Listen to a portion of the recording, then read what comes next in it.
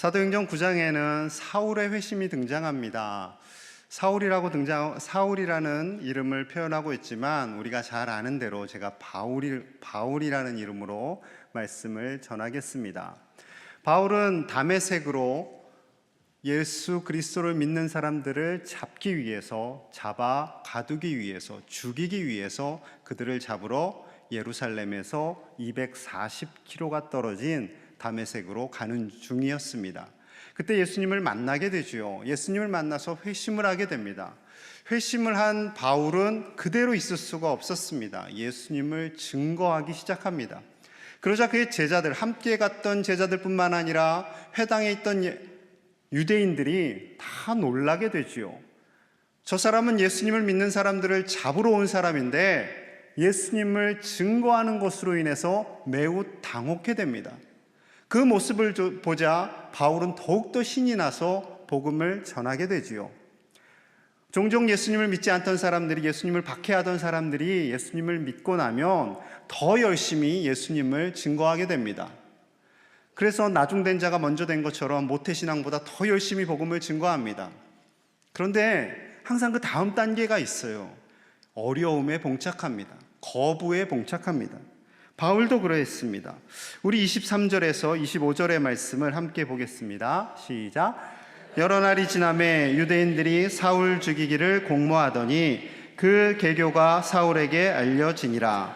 그들이 그를 죽이려고 밤낮으로 성문까지 지키거늘 그의 제자들이 밤에 사울을 광주리에 담아 성벽에서 달아내리니라. 바울의 극한 회심으로 인해서요, 유대인들이 그냥 거부하는 정도가 아니라 바울을 죽이기로 약속합니다. 그리고 다메섹 성문을 지켜요. 그것을 아는 바울의 제자들이 바울을 몰래 성벽에서 광주리에 달아서 그를 내리게 됩니다. 그는 이때부터 고난이 시작됩니다. 다메섹을 탈출한 바울은 26절에 보면 예루살렘으로 바로 간 것처럼 말씀하고 있습니다. 그런데 바로 가지 않았어요. 예상 밖의 장소로 하나님께서 인도하시는데요. 우리 갈라디아서 1장 17절과 18절을 보겠습니다. 시작. 또 나보다 먼저 사도된 자들을 만나려고 예루살렘으로 가지 아니하고 갔다가 다시 다메섹으로 돌아갔노라. 그 후 3년 만에 내가 게바를 방문하려고 예루살렘에 올라가서 그와 함께 15일을 머무는 동안, 다메섹을 탈출한 바울은요 바로 예루살렘에 간 것이 아닙니다. 26절에 보면 예루살렘으로 간 것처럼 되어 있지만 25절과 26절 사이에는요 무려 3년 동안 바울이 아라비아 광야에서 하나님과 독대한 시간이 그 사이에 껴 있습니다. 하나님께서는 회심한 바울을 바로 사용하지 않으시고 하나님과 만나게 하시고 하나님의 말씀을 그에게 가르치십니다. 3년이 흘렀어요. 이제는 많은 사람들이 나를 좀 변화된 바울로 인식하지 않을까 하는 마음으로 예루살렘에 올라갑니다. 그런데 웬걸요, 예루살렘에 올라갔지만 제자들이 그를 맞이해 주지 않습니다.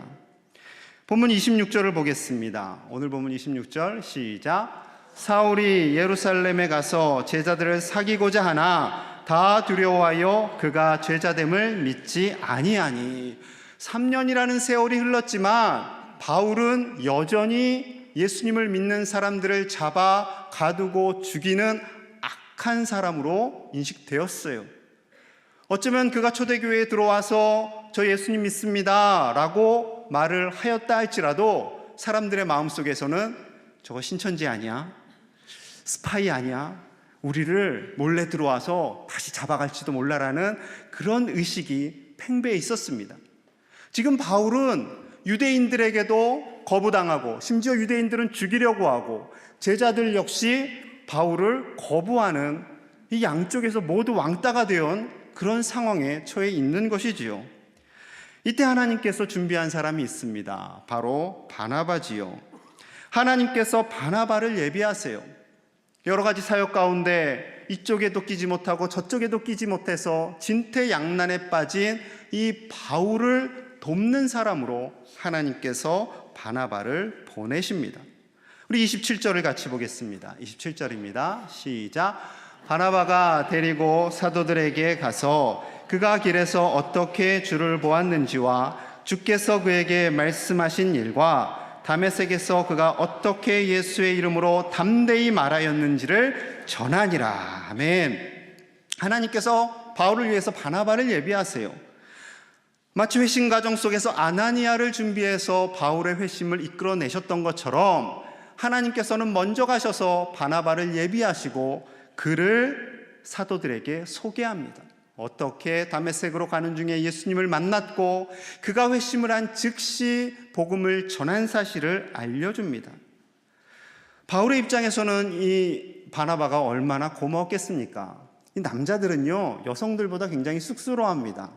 제일 전도하기 어려운 대상이 아마 남편들이었을 겁니다. 저희 아버지도 복음 영접하는데 굉장히 긴 시간이 걸렸어요. 남자들은 더 낯가림이 심합니다. 굉장히 쭈뼛쭈뼛하고요, 어색해합니다. 아마도 대부분의 남성분들이 그렇게 신앙생활을 하지 않았나 생각하는데요, 남자들을 이끌어줄 수 있는 동역자가 있을 때 남자들은 정착하기가 쉽습니다. 비슷한 일을 하는 분, 그리고 비슷한 경험을 한 분, 그분들을 붙여주면 훨씬 더 쉽게 복음을 영접하는 것을 보게 됩니다. 마찬가지로 바나바의 도움으로 인해서 바나바가 사도들과 친밀해지게 되었어요. 28절을 보면 사울이 제자들과 함께 있어 예루살렘에 출입하며 이렇게 되어 있습니다. 예루살렘에 출입했어요. 제자들과 함께 마음껏 복음을 전하고 신이 나서 사역을 감당하게 됩니다. 그런데 또 어려움에 봉착하게 되지요. 29절과 30절의 말씀 같이 봅니다. 시작. 또 주 예수의 이름으로 담대히 말하고 헬라파 유대인들과 함께 말하며 변론하니 그 사람들이 죽이려고 힘쓰거늘 형제들이 알고 가이사라로 데리고 내려가서 다소로 보내리냐. 제자들과 함께 복음을 전하는 바울이요, 너무나 미웠습니다. 그냥 미운 것이 아니에요. 저놈 저거 죽여야겠다. 많은 유대인들이 그렇게 생각했습니다. 그러자 또 형제들이 가이사라로 빼돌렸다가 이제는 다소로, 그 다소는 고향 다소입니다.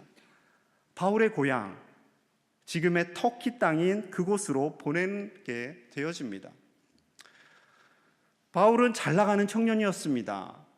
부모님 입장에서는 예루살렘으로 유학 보내서 정말로 서울대와 같은 좋은 곳에 들어가서 이제 조금만 있으면 좋은 직장도 갖게 되고 고관대작이 되어서 이제는 출세길이 열린 그런 아들이었어요.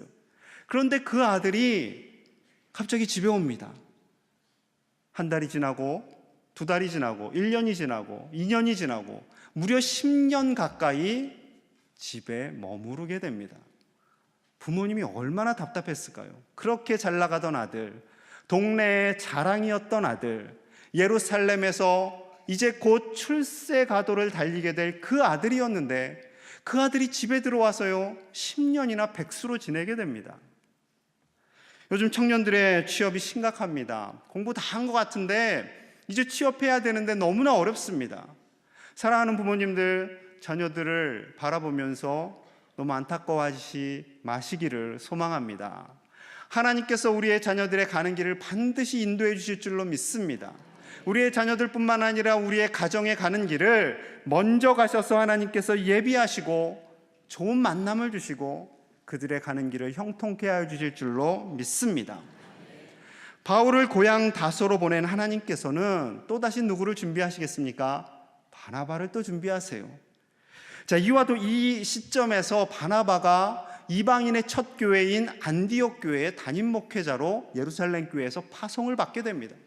바나바는 혼자 사역하지 않습니다. 사도행전 11장 25절과 26절 봅니다. 시작. 바나바가 사울을 찾으러 다소에 가서 만남에 안디옥에 데리고 와서 둘이 교회에 1년간 모여 있어 큰 무리를 가르쳤고 안디옥에서 비로소 그리스도인이라 일컬음을 받게 되었더라. 아멘. 수백 킬로가 떨어져 있는 터키 땅 다소에 가서 바울을 데리고 옵니다. 바나바가. 그리고 함께 사역합시다. 열심히 사역을 해서 그리스도인이라는, 저 사람들은 예수 그리스도를 믿는 사람들이야 라는 소리를 이방인으로부터 듣게 됩니다. 얼마나 큰 감격과 놀라운 은혜가 아닌지 모르겠습니다. 하나님께서는 바울을 위해 먼저 가셔서 바나바를 예비하시고 바나바를 통하여서 그를 광야에서 이끌어내고 사도들에게 소개하고 또 고향 다소에서 10년간 묵혀 지내던 그 바울을 다시 안디옥 교회로 이끌고 와서 사역하게 하시는 것을 보게 됩니다. 그리고 세계 선교 여행을 가게 되지요. 그 결과 신약 성경의 무려 절반을 저술하는 놀라운 은혜를 그는 그의 생애 동안 남기게 됩니다. 그 모든 것이 바울이 잘나서인가요? 절대 그렇지 않습니다. 바나바가 대단해서 그런가요? 그렇지 않습니다. 하나님께서 바나바를 보내셨고 그를 만나게 하셨고 그를 위대한 사도로 만들어 가게 하신 줄로 믿습니다. 2000년이 지난 지금도 하나님께서는 우리를 위하여 일하고 계십니다.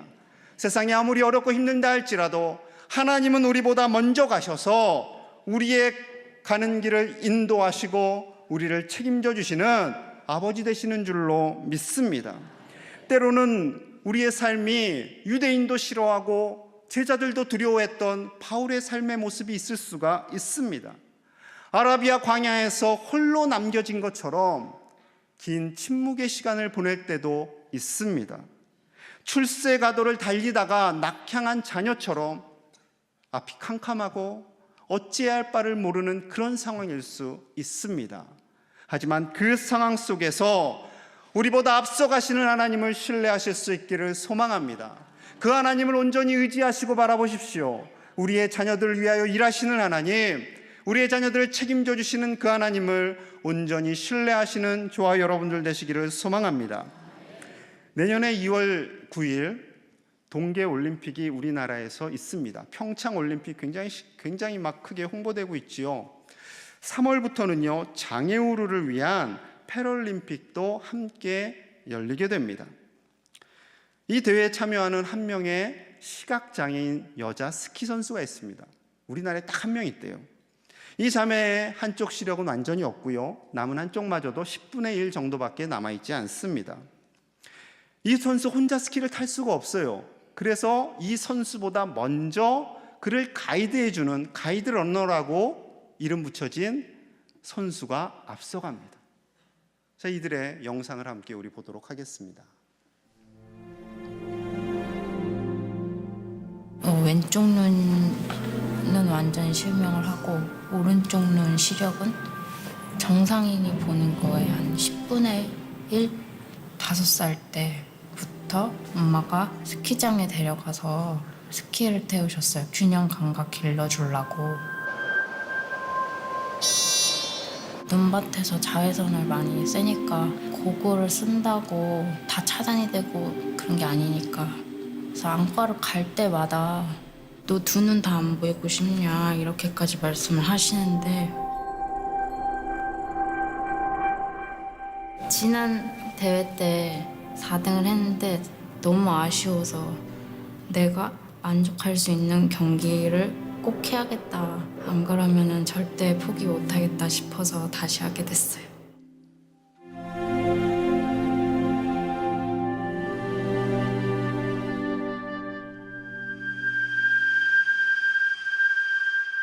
선수 생활은 12년, 13년 국가대표가 되는 게 꿈이었고, 최종적으로는 이제 메달을 따는 게, 큰 대회 가서 메달을 따는 게 꿈이었습니다.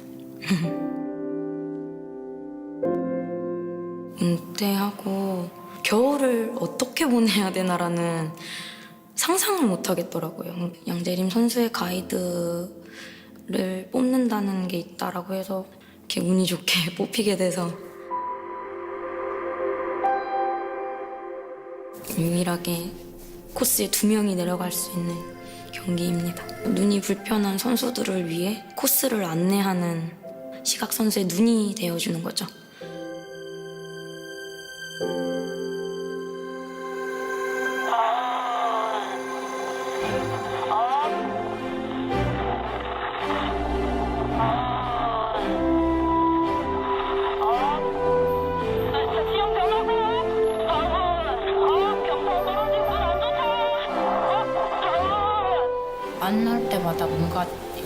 아, 나랑 잘 맞겠구나. 저는 그래서 혼자 뛰는 것보다는 좋아요. 둘이 하고 있어서. 선수와 가이드는 잠을 잘 때 선수가 왼쪽으로 돌아 누우면 가이드도 자동으로 왼쪽으로 돌아 눕고. 경기를 할 때 의심을 하진 않아요. 왜냐면은 앞이 보이지 않는 상황에서 소리로만 따라가야 되니까 믿지 않으면 절대 따라갈 수가 없어요. 그래서 스키 탈 때는 100% 믿습니다. 메달은 같이 받아요. 한 몸처럼 움직이는 거니까 같이 받는 건 당연한 거죠. 언니 안녕. 같이 이렇게 만난 게 인연이라고 얘기했었잖아. 나는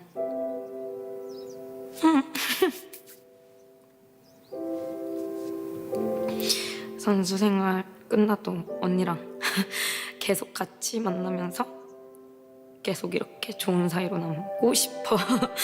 항상 나랑 스키 같이 타줘서 고맙고 우리 진짜 열심히 해서 좋은 결과 꼭 내자. 고마워.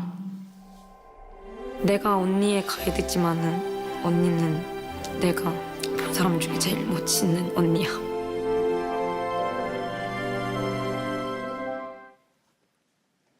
네. 국내 유일의 시각장애인 스키 선수인 양재림 선수, 그리고 그의 눈이 되어준 고은솔이 선수.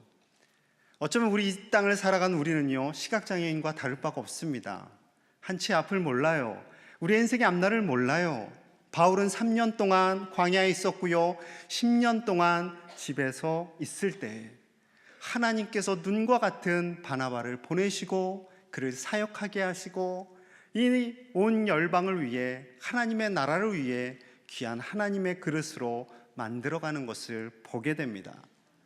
하나님께서는 우리와 함께 하시고 바나바를 통해서 먼저 가셔서 일하신 것처럼 우리보다 먼저 가신 하나님께서 좋은 만남을 더하여 주시고 우리의 가는 길에 복을 주시고 우리의 가는 길에 하나님의 뜻을 이루어 주실 줄로 믿습니다.